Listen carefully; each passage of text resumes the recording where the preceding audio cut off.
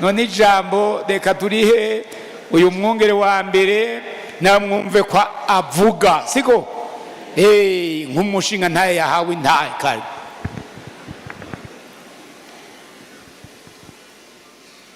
ubwa mbere turashimye Imana kandi turabashimiye shengero ry'Imana, mwahora mubikora mugasenga n'uwo muzobandanya uyu munsi kugira ngo tube tuwushitse ko byagiye izingu ariko Imana iremesha abantu bayo.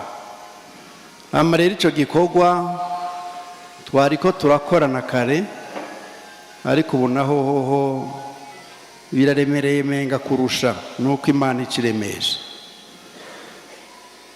Nari namye ndaba Yosuwa kugira ngo asubirire Mose. Imana yamuvuka ko ngo Aroni na Miriyamu murubahuka kunegura umusavyi wanje Mose. Ico conyene Imana yarabahambari. Mose ndiko ndamuraba ntiyarasanzwe, ariko amaze kubishikirizwa Yosuwa, Imana imaze kumuremesha nk'uko twumvise ya majambo, n'abantu baravuga ngo rero ivyo uzovuga tuzobikora nk'uko twahora twumvira Mose niko tuzokumvira.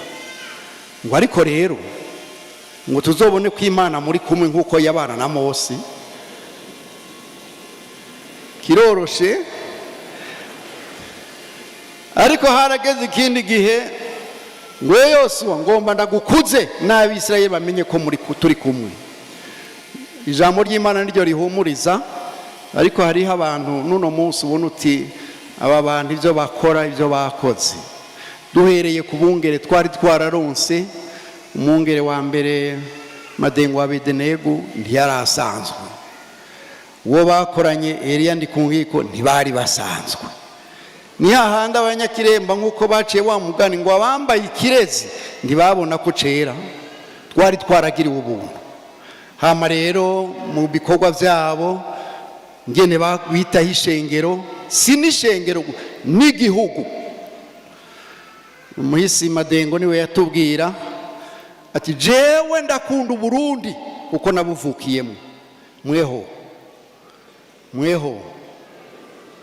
nabuvukiyemo kandi ndakunda Isirayeli kuko Yesu niho yavukiye. Na Swede ndayikunda kuko aribo batuzaniye ubutumwa bwiza. Hama rero ibyo bakora byose hari ibyo gufasha imitima n'ibyo guteza imbere igihugu. Ndibuka nkiri kuri uwo mwungere wa mbere, harageze igihe amashuri yaragwiriye, arabwira umuhisi bakundana bakorana yakorera Nyamugari